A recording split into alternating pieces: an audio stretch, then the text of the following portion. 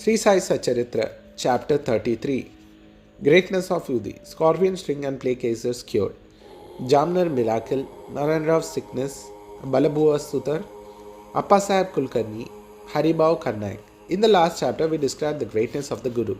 Now, in this, we will describe the greatness of Udi. Preliminary. Let us bow now before the great saints. Their merciful glances will destroy mountains of sins and do away with all the evil taints of our character. Their casual talk gives us good teachings and confers on us imperishable happiness. Their mind does not know any difference, such as this is ours, that is yours. Such differentiation never arises in the mind. Their debts, that is obligations, will never be repaid by us in this birth as well as in the many future births. Udi. It is well known fact that Baba took dakshina from all, and out of the amount collected, he spent a lot on charity and purchased fuel. With the balance left with him, the fuel he threw in the duni, the sacred fire, which he kept ever burning. The ash from the fire was called Udi, and it was freely distributed to the devotees at the time of departure from Shirdi. What did Baba teach or hint by this Udi? Baba taught by his Udi that all visible phenomena in this universe are as transient as the ashes. Our bodies, composed of wood or matter of the five elements, will fall down, and after all the enjoyments are faded and be reduced to ashes. In order to remind the devotees of the fact that the bodies will be reduced to ashes, Baba distributed Udi to them. Baba also taught by the Udi that Brahman is the only reality and the universe is ephemeral, and that no one in this world, be he a son, father, or wife, is really ours. We come here in this world alone, and we have to go alone. It was found, and is even now found, that the Udi cured many physical and mental maladies. But Baba wanted to then dine into the devotees' ears the principle of discrimination between the unreal and the real, non-attachment for the unreal. By his Udi and Dakshina, the former taught us discrimination, and the latter, that is Dakshina, taught us non-attachment. Unless we have these two things, it is not possible for us to cross the sea of mundane existence. So Baba asked for us and took Dakshina, while the other devotees took leave. He gave Udi as prasad, besmirred some of them on the Bhakta's forehead, and placed his boon conferring hand on the head. When Baba was in cheerful mood, he used to sing merrily. One song was about Udi. The burden of the Udi song was, "O playful Rama, come, come, bring with you sacks of Udi." Baba used to sing in clear and sweet tones. So much that the spiritual implication of Udi, it had also its material significance. It conferred health, prosperity, freedom from anxiety, and many other worldly gains. So the Udi has helped us to gain both our ends, material as well as spiritual. We shall now begin with the stories about the Udi. Scorpion String. Narayan Motiram Jani of Nasik was a devotee of Baba. He was serving under another devotee of Baba by name Ramchandra Vaman Modak. Once he went to Shirdi with his mother and saw Baba. The Baba himself told him that he should serve no more but start independent business. Some days after this prophecy came true, Narayan Jani left service and started a boarding house, Anadh Ashram, which thrived well. Once a friend of Narayan Rao was stung by a scorpion, and the pain caused by him was severe and unbearable. Udi is most efficacious in such cases. It is to be applied on the seat of pain, and so Narayan searched for it but found none.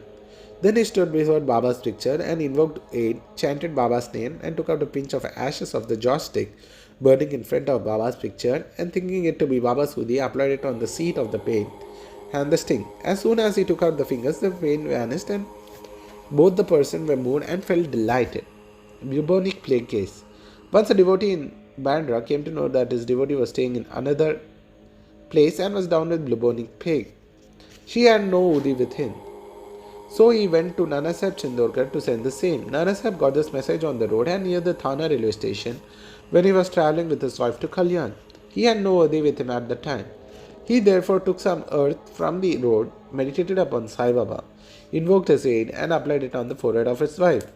The devotee saw all this, and when he went to the daughter's house, he was very glad to learn that his daughter, who was suffering from 3 days, began to improve the very moment Nanasaheb invoked Baba's aid near the Thana railway station. The Jamnagar Miracle.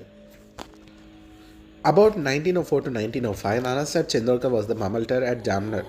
In the Khandesh district, which is more than 100 miles from Shirdi, his daughter Mainan Thai was pregnant and was about to deliver. Her case was very severe, and she was suffering from labor pains for the last 2 or 3 days. Nanasaheb tried all remedies, but they proved in vain. He then remembered Baba and invoked his head. There in Shirdi, when Ramgir Bua, whom Baba called Babugir Bua, wanted at the time to go to the native place in Khandesh, Baba called him and told him to take a little rest and stopped at Jamner on his way home and gave him the Udi and Arti Thunana Sahib. Ramgir Bua said that he had only 2 rupees with him, that amount was barely sufficient for the railway fare to Jalgaon, and it's not possible to go to Jalgaon to Jamner, a distance of about 30 miles. Baba assured him that he need not worry and everything will be provided for him.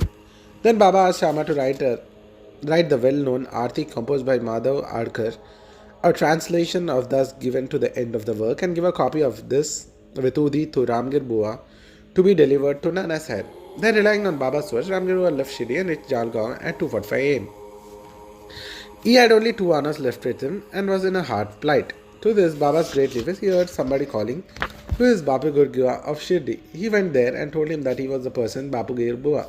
Then the poem, professing to be sent by Nana Sahib, took him out to an excellent tanga with a pair of good horses. Then he drove it in. The tanga ran fast and early in the morning and then came to the brooklet. The driver took the horses for watering, and the peon asked Ramgir Bua to take some food. On seeing the beard, moustache, and the livery of the peon, Ramgir Bua suspected him to be a Muslim and was unwilling to take any replenishment from him. But the poem satisfied him by saying that he was a Hindu, a Kshatriya of Gadwal, and Nana Sahib had sent him for refreshments, and there should be no difficulty nor any doubt in acceptance. Then both of them took the refreshment and started again. There is Jamner at dawn. Ramgir Bua alighted to attend a call of nature and returned with a few minutes, but found that there was no tanga, no driver, no peon, and he was dumbfounded. Then he went to the neighboring Kacheri and, making inquiries, learned that Mabaldar was at home. He went to Nana Sahib's house and announced himself and gave to Nana Sahib Baba's Udi and Arti. At this time, Mehnatai's case was most serious and was in deep anxiety about her. Nana Sahib called out his wife and asked her to give him the Udi mixed with water to his daughter to drink and sing Baba's Arti. He thought that Baba's head was most opportune. In a few minutes came the news that the delivery was safe and that the crisis has passed away. When Ramgir Bua thanks Nana Sahib for the peon tanga and the refreshment, the latter was greatly surprised as he had sent none to the station and was not aware of any person coming from Shirdi. Mr. B.V.D. of Thana, retired Mavaltan, made inquiries about this matter with Bapurao Chandorkar, son of Nana Sahib, and Ramgir Bua of Shirdi, and after satisfying himself wrote an elaborate article, part poet and part poetry, in Sai Leela magazine, volume 13, number 11, 12, 13.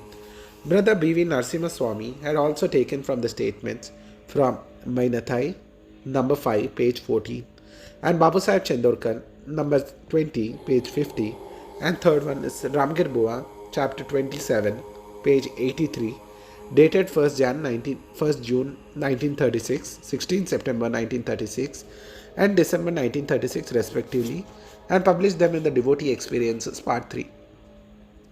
The following is quoted from Ramgir Bua's statement. One day Baba called me to him and gave me a packet of foodi and the copy of Baba's Arti. I had to go to Khandesh at the time. Baba directed me to go to Jamner and told me to deliver the Arti. And I only had rupees 2 and asked him how could it take me to Jamner. Baba said God will give. That was a Friday and started at the time plague regulations were enforced and I had some trouble. I was to discover what I got to Jamner. At about 3 am, a peon in Butte turban and well equipped with details of good dress came to me and asked me to take a tanga and drove me on. I was in terror. On the way to Bagur, I took refreshments.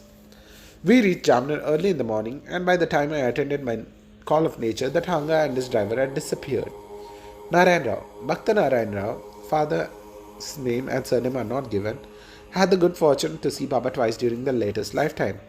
3 years from the passing away of Baba in 1919, he wanted to come to Shirdi, but he could not come.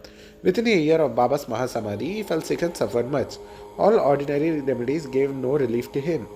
So he meditated on Baba day and night. One night he had a vision in his dream. Baba, coming to him through a cellar, comforted him saying, "Don't be anxious. You will be improving from tomorrow and within a week you will be on your legs." Narayan got perfectly well within the time mentioned in the vision. Now the point for consideration is that, was Baba living because he had the body and was he dead because he left it? No, Baba is ever alive, for he transcends both life and death. He who loved him once wholeheartedly gets response from him at any time and any place. He is always by the side and will take any form and appear before the devout Bhakta and satisfy him. Appasaheb Kulkarni. In 1917, the chance of one Appasaheb Kulkarni came. He was transferred to Thana and began to worship Baba's picture presented to him by Balasaheb Bhathe. In real earnest, he did the worshipping. He offered flowers, sandalwood paste, and Naivedya daily to Baba in the picture and longed intently to see him. In this connection, he marked that seeing Baba's picture earnest is equivalent to seeing him in person. The following story illustrates the statement. Balabua Sutar. A saint of Bombay named Balabua Sutar, who was on account of his piety, devotion and bhajan, was called modern Tukaram, came to Shirdi for the first time in 1917. When he bowed before Baba and later said, "I know this man for 4 years," Balabua wondered and thought, how could that be, as this was the first time to Shirdi? But before thinking about it seriously, he collected that he had prostrated himself 4 years before Baba's portrait in Bombay and was convinced of the significance of Baba's words. He said to himself, how omniscience and all-pervasiveness are the saints and how kind are the bhaktas. I merely bowed to this photo, and the fact he noticed by Baba, and in due time, he made me realize that seeing his picture is equivalent to seeing him in person. Appasaheb Kulkarni. To return to Appasaheb's story, while he was in Thana, he had to go on a tour to Bhiwandi and was not expected to return within a week. In the absence, the following wonderful thing took place on the third day. At noon, a fakir turned up to Appasaheb's house. His features exactly resembled those of Baba's photo. Mrs. Kulkarni and the children all asked whether he was Sai Baba's Shiri. He said no, but he was an obedient servant of his and came there to inquire about the health of the family. Then he asked for dakshina. The lady gave him a rupee. He gave her a small packet of udi and asked her to keep it in the shrine along with the photo for worship. Then he left the house and went away. Now hear the wonderful Leela of Sai Baba. Appasaheb could not proceed with the tour as his horse fell sick at Bhiwandi. He returned home that afternoon and learned from his wife that a fakir's visit. He smarted in his wine and did not get the darshan of fakir, and he did not like only 1 rupee was paid to him dakshina. He said that if he was present, he would have offered nothing less than 10 rupees. He immediately started on the quest to the fakir and searched for him in the masjid and other places without taking the food. He searched in vain. He then returned home and took the food. The readers may now remember Baba's dictum in chapter 32 that God's quest should not be made on an empty stomach. Appasaheb got a lesson here with this. Then after the meals, he went for a walk with his friend Mr. Chitre. Going some distance, he saw a man approaching him rapidly. Appasaheb thought that he was the fakir that came to him at noon, as his features exactly tallied with those of Baba in the picture. The fakir immediately put forth his hand and asked for dakshina. Babasaheb gave him a rupee. He demanded again, and so Appasaheb gave him another rupee. He demanded again and again, so Appaji gave him 2 more. Still he was not satisfied. He then borrowed rupees 3 from Mr. Chitre and gave them to him. He wanted still more. Appasaheb asked him to accompany him to his house. Then all returned and Appasaheb gave him a rupee, again 3 rupees, in all total 9. He looked unsatisfied and demanded again. Then he told him that he had a 10 rupee note. The fakir asked for the same and took it and returned the 9 rupees in cash and went away. Appasaheb said that he would pay 10 rupees and that sum was taken from him, and 9 rupees consecrated by Baba's touch was returned to him. The figure 9 is significant. It denotes 9 types of devotion that is mentioned in the chapter 21. It may be noted that Baba gave 9 rupees to Lakshmi Bai Shinde at his last moment. Appasaheb examined the udi packet and found that it contains some flower petals with akshata, that is consecrated rice. Then sometime afterwards he got hair from Baba, which he saw him at Shirdi. He put the udi packet and the hair in a talisman and always wore it on a arm. Appasaheb realized the power of the udi. Though he was very clever, he got rupees 40 as pay in the beginning.